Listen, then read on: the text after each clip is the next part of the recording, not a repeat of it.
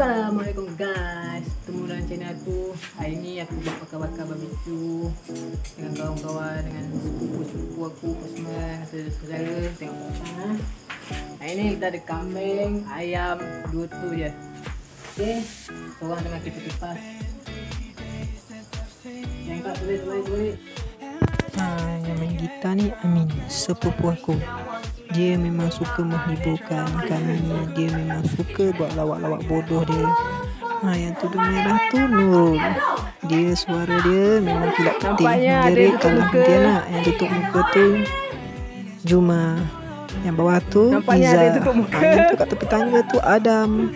Inilah kehidupan kami, keluarga kami.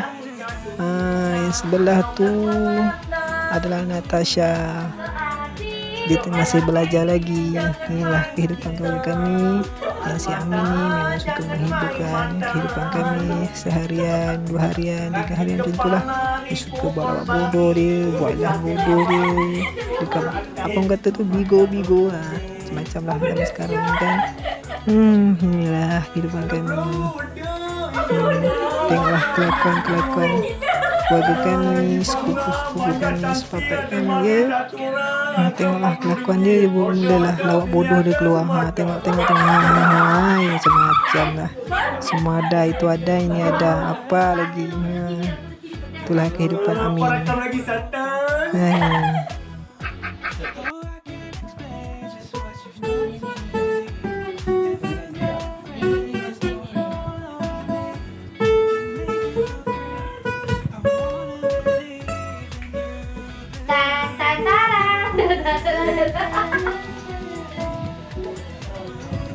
Ada ponde, capek mandi.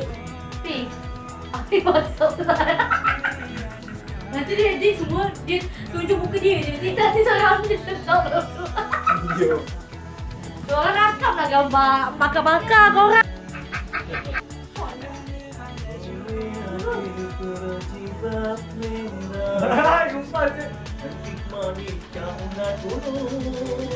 Bolehkah abang tumpang tanya? Kenapa tak hati tu? Kenapa tadi tengok apa pun dia?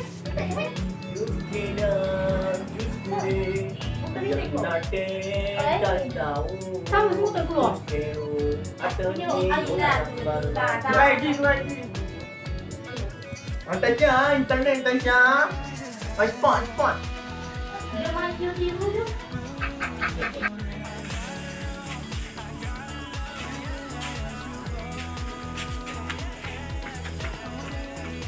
Ini dia anak dara, anak bujang masak kambing ayam.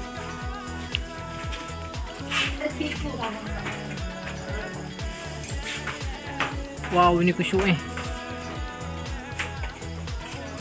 Wah.